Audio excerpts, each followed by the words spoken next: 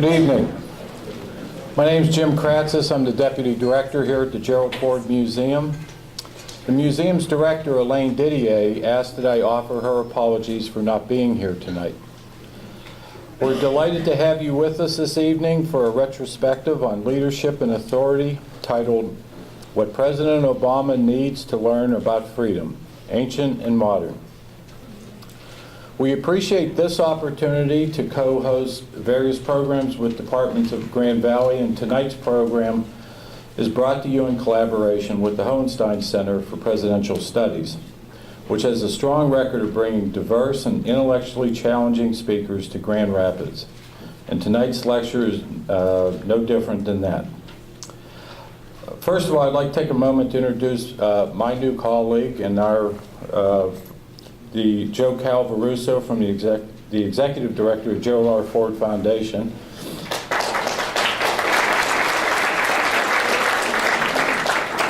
Joe's our new face here. He's been here for all of 3-4 months, and we're happy to have him. It's been great.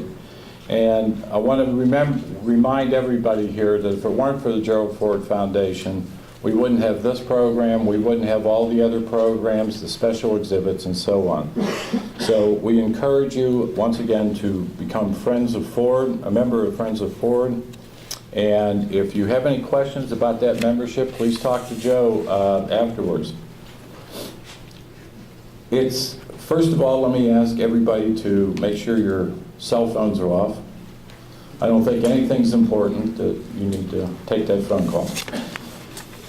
But it's now my pleasure to introduce my colleague and a great partner for the Ford Museum and Ford Foundation, Gleaves Whitney of the Hauenstein Center.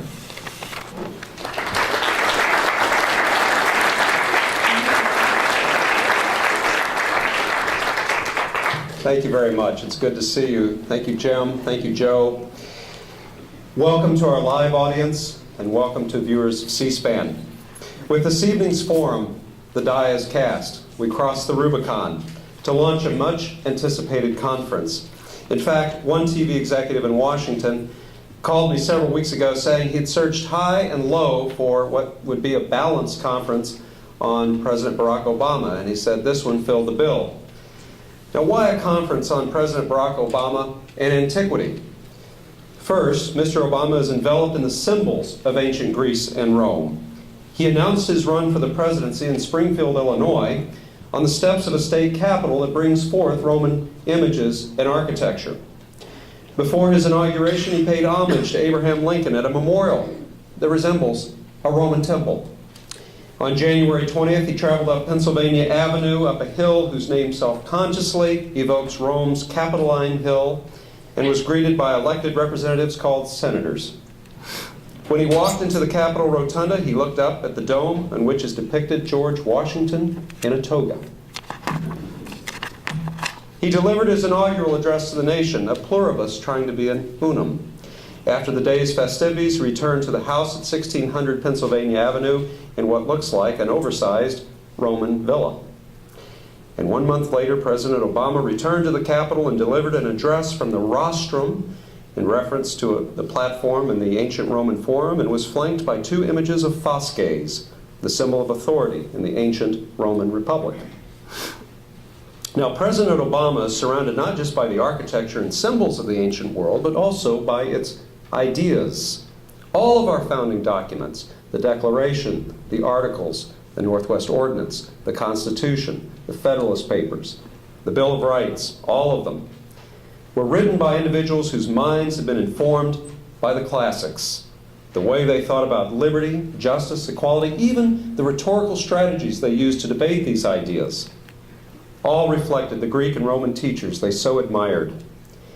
They knew that the ancient world was no stranger to economic meltdowns, dangers in the Middle East, terrorism, civil unrest, and the challenges of finding leaders to match the challenges of their day. And no stranger to the classics or to the founding fathers is tonight's keynote speaker, J. Rufus Fears. More than any other classical scholar I know, he applies the wisdom of the ancients to the challenges of today. Now, this is the third occasion in which we've asked Professor Fears to address our conferences. He teaches classics at the University of Oklahoma, where he holds the G.T. and Libby Blankenship Chair in the History of Liberty.